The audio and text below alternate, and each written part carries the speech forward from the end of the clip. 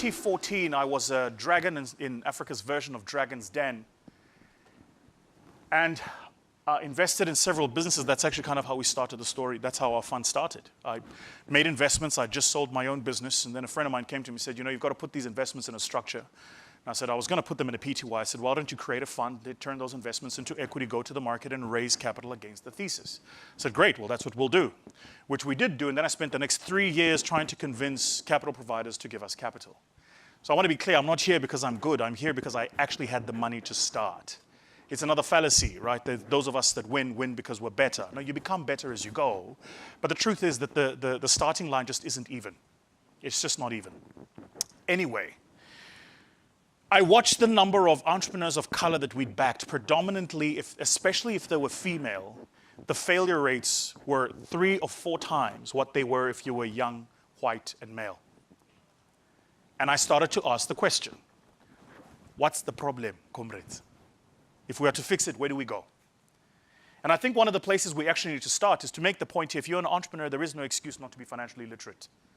Like you run a business, you've got to know the difference between gross margin and gross profit and a markup. You've got to know what your cost of capital is. You actually have to know what the effective interest rate you're paying is on the overdraft that the bank has given you. You've got to know these things. This isn't my accountant knows. You need to know. You need to know what your working capital cycle is. You need to know. You need to know how much money is sitting in your inventory, how much is sitting in cash. You need to know how much of your capital is sitting in debtors. How old is your debtors book? These are simple, fundamental disciplines that we just have to get good at knowing.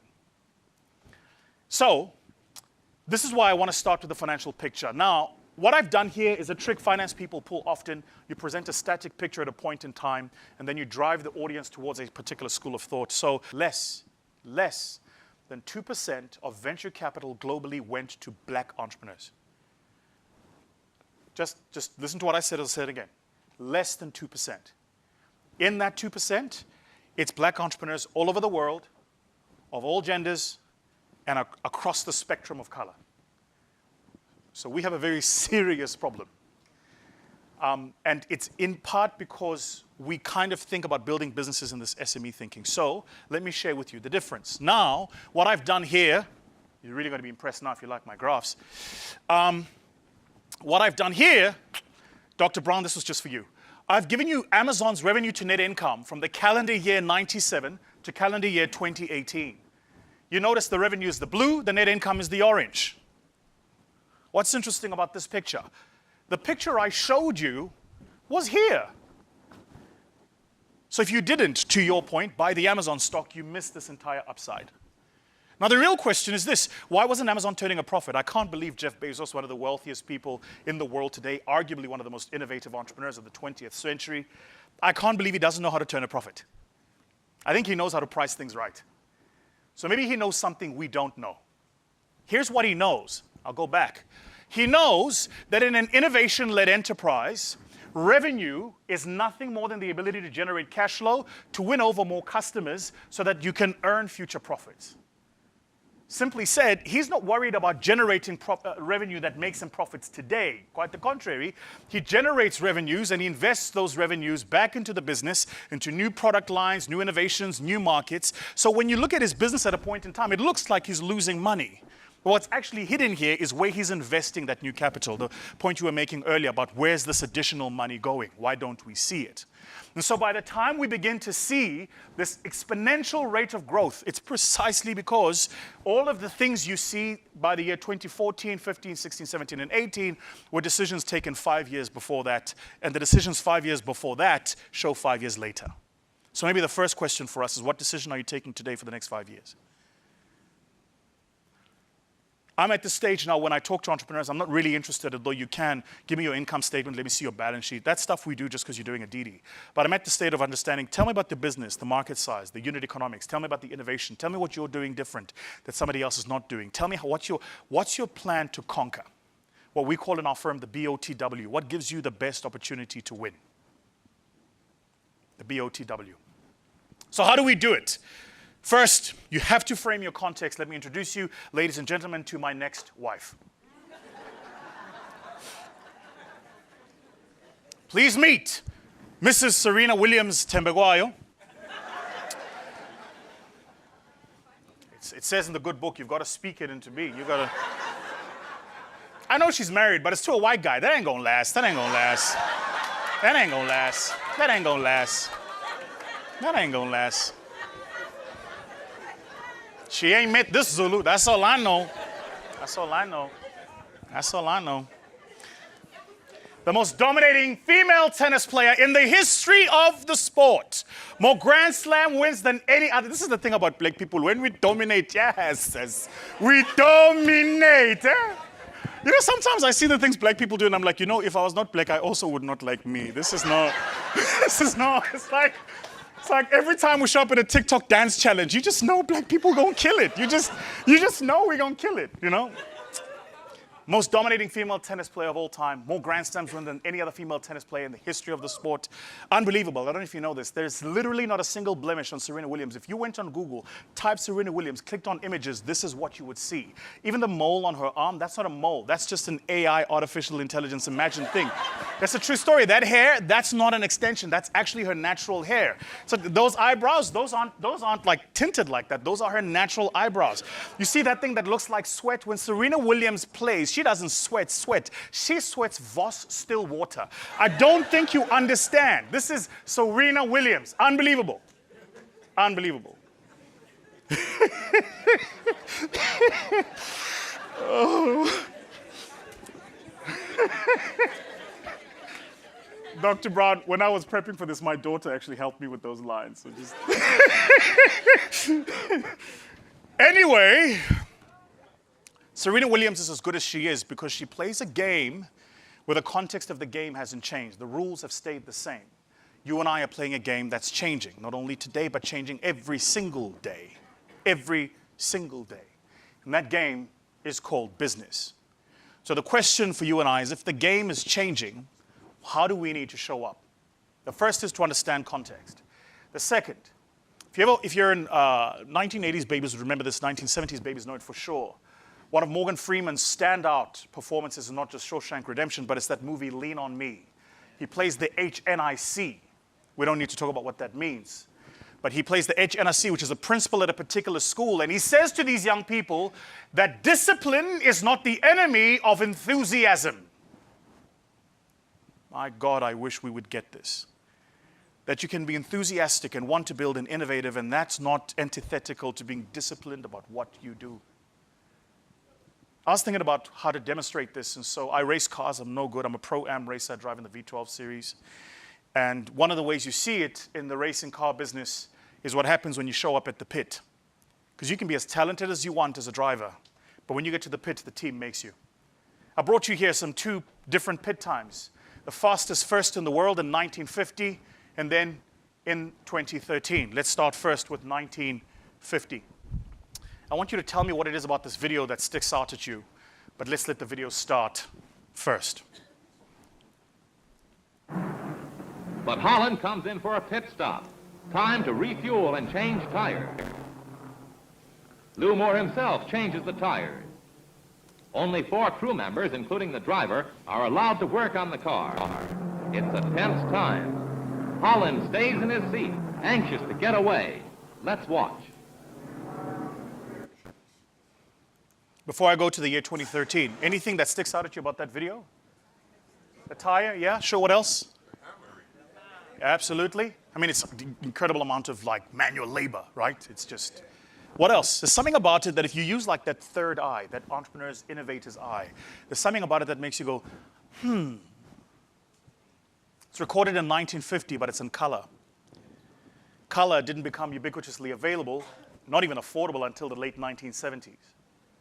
I went and researched why they recorded it in color. It turns out that in 1950, what you just watched was so ahead of its time that they used the most advanced form of film technology and the most expensive to record it. And we just watched it and laughed because the context has changed. Let's go to 2013 now. Why 2013? My team Ferrari was the fastest in 2013, so we've kind of paused there. And I want to show you how fast they pit a car in 2013. Have a look at this.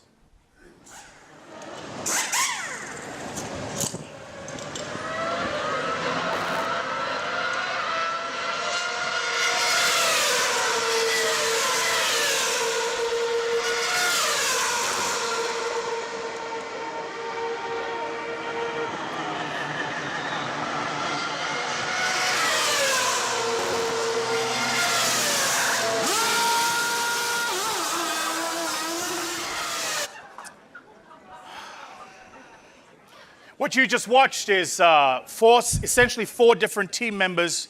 Each team member is a designated area. The team that focuses on the front right tire only does front right. They don't tell back left what to do. So entrepreneurs, when you're running a business, don't let your people in sales tell your people in receiving what they should be doing. You build actual centers of excellence and discipline so people can execute on the work. That, though, is going to be almost antithetical to what I'm going to share with you next, but it holds true, and I'll explain in a moment. So that's the first thing you just saw. Second thing you just saw, the car comes in, they lift it 4 inches. It has to be 4, not 401, not 399. The FIA fines you if you don't get that correct. Then somebody goes down to their knees, removes the bolt, removes the tire. Somebody else puts on a new tire, puts on the bolt. While that's happening, they clean the driver's visor on the screen. They check the fuel temperature, fuel level, oil temperature, as well as water levels and water temperature. All of that in 1, 2, 3. 3 seconds. That was 10 years ago, ladies and gentlemen. It was 3 seconds. Anybody know what the fastest time pit today is? 2.7? 1.8? It's 1.64. Let me put it to you mathematically. In 10 years, they've improved by 50%. The game is changing. And the question for you, even in your business, has to be, are you? How do we get this right? The first thing is, especially here for business owners, you have to have the ability to see the elephant. A beautiful poem told in the Punjab province by the Hindi people. They say if you took an elephant and placed around it 6 blind men, asked them what they were each holding, they would tell you what felt for them contextually true, but because they're blind, they don't know to ask the question, is there anybody else here? What are you holding? And through a system of connected intelligence, what are we holding together? This is something that, in particular, other population groups get right. In my country, South Africa, if you are an Indian business person, you are not in business for yourself, you're in business for the community. If you're a Jewish business person, you're not in business for yourself, you're in business for the community. If you're a Jewish entrepreneur starting a business, you are guaranteed startup capital because there is somebody in the ecosystem who will provide it. If you are an Indian entrepreneur and you've just finished your chartered accountancy and you want to get into professional practice, you are guaranteed a job because they recognize that the community is bigger than the individual. A system of connected intelligence.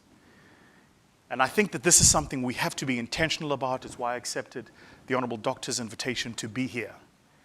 Being intentional about connecting each other no matter where we are and sharing with each other insights, knowledge, expertise, so that we can all rise as a community.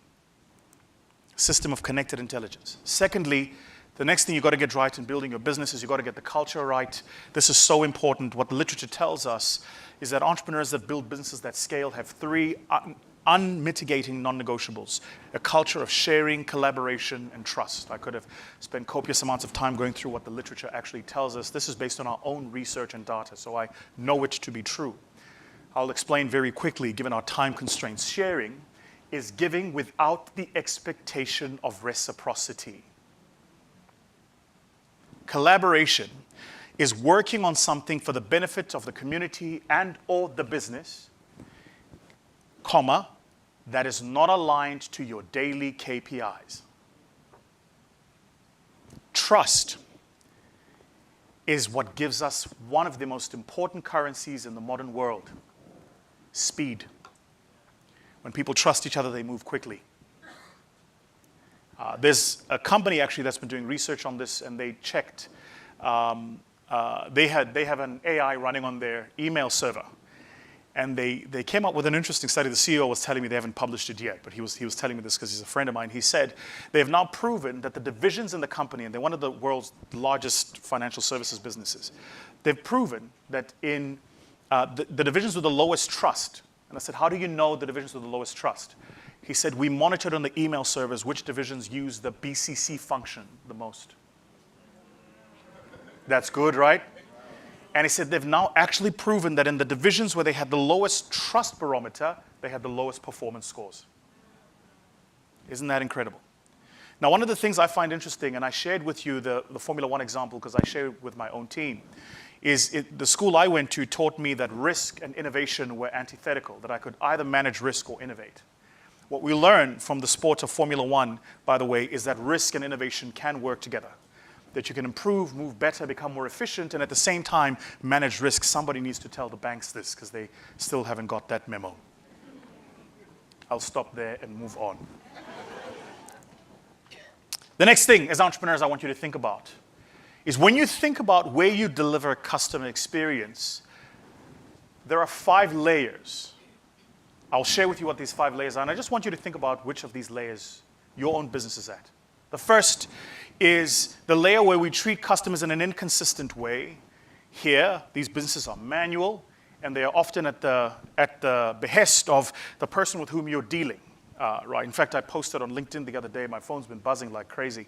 In one of my, I'm not sure if I'm the only one, but in my country, you are multi-banked. You definitely don't bank with a single bank. But in one of my bank accounts, my private banker hasn't seen me since 2017. Hasn't seen me. I get one email from this guy once a year telling me my fees have gone up.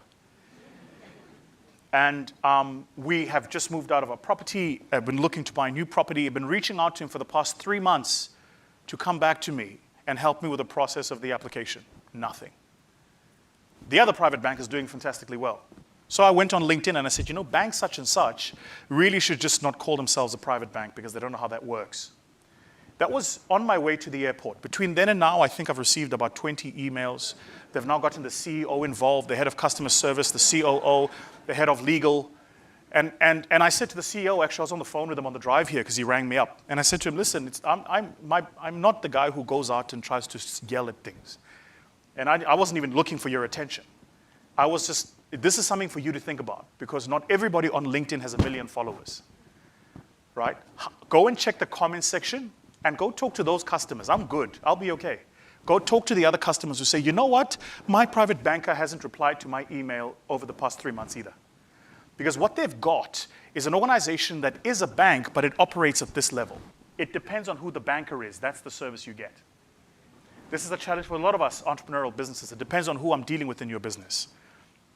And so when people leave, service leaves.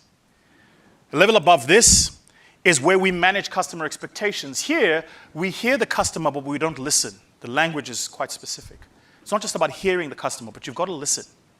So it's not about managing expectations. It's intuitively tuning in to what your clients and your customers are saying and making the necessary adjustments. This is very hard to do because the best customers will be critical, as they should be. The level above that is where most of us can only hope to get to. And here is where we standardize customer experience. We understand the customer so well that we've got our systems down, we've got our standard operating processes, we've got process engineers running in our companies, we're measuring things like SLA, uptime, delivery time, and a whole host of things. And here, we understand customers and what they want, so we standardize our experiences. What's important to make the point of is we are efficient, but we're still a non-emotional business. Said differently, people have no emotional affinity to your business. Nobody wants to, take their partner on a romantic dinner to a McDonald's. It's functional, but it's non-emotive, right? Yet everywhere in the world you go, a Big Mac tastes like a Big Mac. An incredibly well-engineered organization. Lots of respect for McDonald's. What can you do? And this, I suppose, is the challenge for entrepreneurs in the room. You can hope to do the following. First, try and just get to this next level. At the next level, you can predict customer experiences. Here, it's about having insights, data analytics about what your customers are looking for and architecturing your services and your service offering around the actual customer requirements, making it predictable. But the level above that is perhaps the hardest. Even the largest organizations struggle to reach that. And the level above that is where we optimize our customer experiences and we turn our customers into brand ambassadors. Here's how you know when your customers are brand ambassadors. They will act as an extension of your brand without your permission. I'm a Lego user. I belong to the Lego user group. I don't know how many of you here in the Lego user group. But Lego users belong to Lego user groups. There's hundreds of Lego user groups all over the world. Once a year, we meet at a mega Lego user conference, and we all bring our little Lego pieces, and we compete with who's got the best Lego set. Lego has nothing to do with this competition.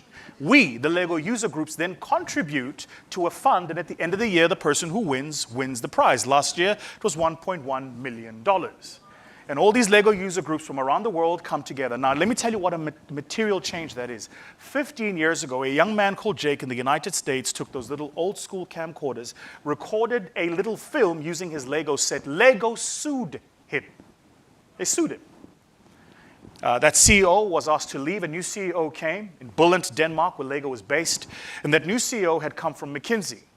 And of course, as you do when you're a new CEO, one of the things you do in your DD is you go through the list of litigations you've got going. And he said, what is this lawsuit with Jake? And they said, it's this kid. He recorded this video and posted it on YouTube. I said, so why are we suing him? Called a kid to come in. The kid was like, you should really make Lego movies. Does anybody today want to venture what is the fastest growing revenue line and the largest contributor to net profit at Lego in their business today? Lego movies. Because it's a zero marginal cost business. Every time you watch a Lego movie, they earn a license fee, but the factory is not producing another plastic brick. It's really about recognizing that your best customers aren't always going to compliment you. And you have to have the ability to take that feedback. By the way, my team's going to send a feedback link when I'm done here. Make sure I get a 5 out of 5. Anyway, let's move on. Let's move on. That's not important. So that's at a customer level. Now, if you want to think about how do you build that customer experience, Dr. Brown, I promised you that I was going to bring the what to do. So I'm hoping I'm delivering, comrade. It's very important for me. If you want to think about how you do this, because what I just shared with you is the what to do. Yes? How do you do it? It's actually not really complex. There are 4 things you've actually got to think about in your business. This is your customer experience metrics.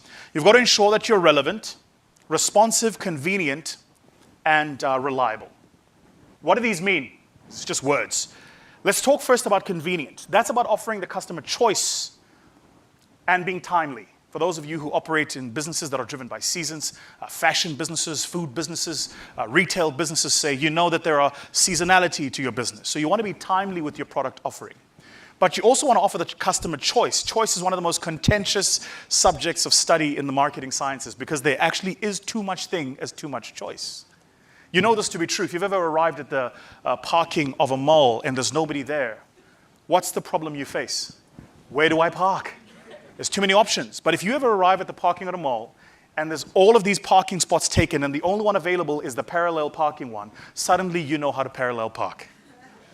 Because they've limited your options. Yes, it's the similar challenge I think that Netflix is facing. Am I the only one who spends 10 minutes flicking through Netflix looking for the next show to watch? Just too much choice. So there is such a thing as rationalizing your choice set. The rule of 3 here for entrepreneurs must be recommended. Have in your product suite, on the left, the product so cheap that the customer doesn't want to buy it because they don't want to associate it with. And on the right, so expensive that they can't afford it. And it actually mentally just funnels your customer towards the middle. It's why people think about wearing, let me think about it like a Rolex, say, or a Breitling as a watch, because you might not want to wear a Seiko, but you can't afford a Patek Philippe. I'll come back to that. So choice, and the most important I have to add here is consistency. Listen, when it comes to customer experience, if you hear nothing else from our time today, please help me deliver this. Being inconsistently good is worse than being consistently bad. See, when you're bad, you're bad. The customers know what they're expecting. That's why you guys voted the way you did do. No, I'm not. No. Okay, let's move on. So the next is to be responsive. And what does being responsive mean? It means you listen with the intent to understand so you can act. This is so specific, not with the intent to respond. Listen with the intent to understand. I have a theory. It's just a theory. I have no scientific evidence to back this. My theory is that women are better at this than we men are. And I'll prove it to you. My daughter is 12 going on 32. And her and I probably have an argument 2 or 3 times a week because she just likes to argue. I was thinking on the flight here, how many arguments have I won against my daughter? Any takers? Not a single one. And then I started going through the list of all the women in my life. I was like, I've never won an argument against my daughter. I've certainly never won an argument against my sister. My sister can argue you to the wazoo. I've never won an argument against my mom. All of my aunts are such fantastic arguers that if you visit our home at a family meeting, you know those black family meetings? Yeah, if you visit my home at a family meeting, it sounds like parliament. It's unbelievable. They're just so good at arguing. And here's what I realize. Here's what I think. It's just my theory. I think women argue better because women start an argument before men know the argument has started. It's just a theory. I think for us men, when we start arguing, that's when the argument starts. But there are some of you here who want an argument with your husband. It started 2 weeks ago. He doesn't even know it started yet. And you're only going to raise it in a week's time. And what you're doing is you're archiving the evidence, you're keeping all the facts in your head. Yeah. And then when the argument starts, he goes, how do you even know that? You're like, I got my files. They just argue differently. And so the point is to listen with the intent to understand so that you can act. Question for you is, what are your listening mechanisms? What are you using to listen? Third, be relevant. What does that mean? Be personalized and meaningful. Underline the word personalized. Know the actual requirements of your customers and your clients. And then the most important is keep your brand promise. Whatever it is that you commit as your brand promise in your business, you keep it. Our brand promise keeps me up at night because it says, we exist for the entrepreneur. When we made it up, when we came up with it, we did like some research and came up with it. I was like, oh, this is such a cool line. It's caused me so many sleepless nights. Because it means when I've got to make a competing decision that has competing interests between the entrepreneur and the capital provider, I have to choose the entrepreneur. It means that even if sometimes when the business case doesn't support what the entrepreneur wants to do, I have to support the entrepreneur. Because we said we exist for the entrepreneur. Right? I'm cognizant of time. I'm going to be wrapping soon. Might I ask 5 minutes to wrap? Is that okay? Is that okay, Doc? This is, you can put this in the bundle. This is more for less, value for money. It ain't gonna cost you more. So what? So what? First is, it's really important to see your customers as they see themselves. In the world I grew up in, we used to see people in the demographic. But you and I know today to be true that customers actually exist as a psychographic. When I told my daughter I was coming to London, she said, oh, that's the place where they did Supercell. I was like, yes, that one. Because what the internet has done is it's collapsed borders. It's broken down identification barriers. And so young people all over the world kind of see themselves the same way. They aspire for the same things, right? And so don't get locked in seeing your clients as a demographic, but rather see them as a psychographic. Then the third thing is to understand that value is changing. 5 fundamental ways value is changing in today's world, and I'll leave this with you all. First is around identity. This is why Black Panther was such a big movie. I don't know about you, but for the first time as Africans, we saw ourselves represented into something aspirational on Hollywood. This was a big deal for us. And so we all Wakanda'd forever, because even though the place is fictional, the aspiration is real. And so take on the opportunity to use your business to help the entrepreneurs or to help your clients identify with that.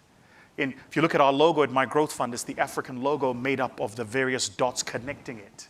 And so we think about how do we truly meaningfully connect all peoples of color and African descent across the world to home. Yeah. Second is, the second way that value is changing is wealth. Wealth is fundamentally shifting today. If you are my generation, wealth for me was Gordon Gekko. Greed is good, right? It was on the second Wall Street movie when Shia LaBeouf asks, the guy said, you've got all this money, how much more do you want? He says, the answer to how much money is always more. I look at the entrepreneurs we work with today, in particular the younger people coming up, and for them, wealth is different. It's relationships, it's networks, it's conversations, it's enriching discussions, it's being connected to people in other parts of the world. Third, legacy. In my mother's generation, legacy was the relationships you were in. In my generation, legacy is what are we building? A challenge here for us, in particular Black entrepreneurs, please build something that will outlive you. Make it truly multi-generational. The fourth is this archetype of binary ideas. I come from a world of grays, blacks and whites, and suddenly the world is ebbing around the gray in the middle. Feel however you will about it. It's where the world is today. And lastly, the idea of free. I encourage all of you in this room to make sure that you get that right. How do you do this? Simple. When you leave here, there are 3 things. First, make sure that you have all of the hindsight that you need, especially entrepreneurs in the room. Get your stats right, your facts right, get your financials right, your information right. Let's get the hindsight right. Because even though hindsight doesn't tell you what's coming, at the very least it ensures that you understand what's happened. This is why we say hindsight is 2020. It's immutable. You can't change the past. Second, once you get your hindsight right, be careful not to allow the hindsight to stop you from what you're doing next. A word of caution here, please.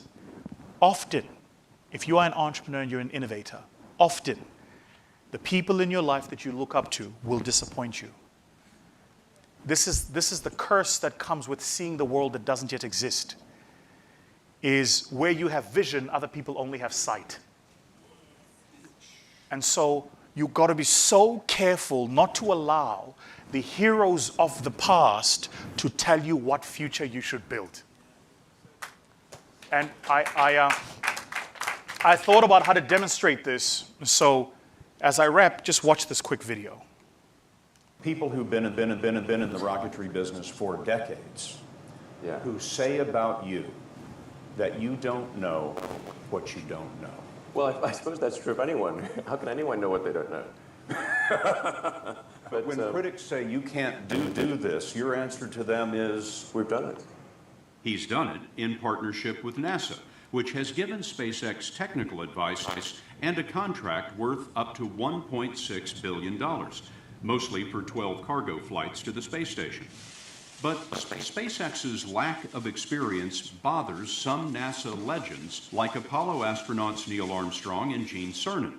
They've testified to Congress that the Obama administration's drive to commercialize space could compromise safety and eventually cost the taxpayers. Now, imagine having the first man on the moon tell you that your venture into space is fool's gold. How would you feel? What you see from this video is that even an Elon Musk, and say whatever you will about him, I have my own views, but you can't take away what he's achieved in business. And that even he faces that level of resistance, because where you have vision, often the people that had vision yesterday only have sight for today. So be careful of hindsight. It's important.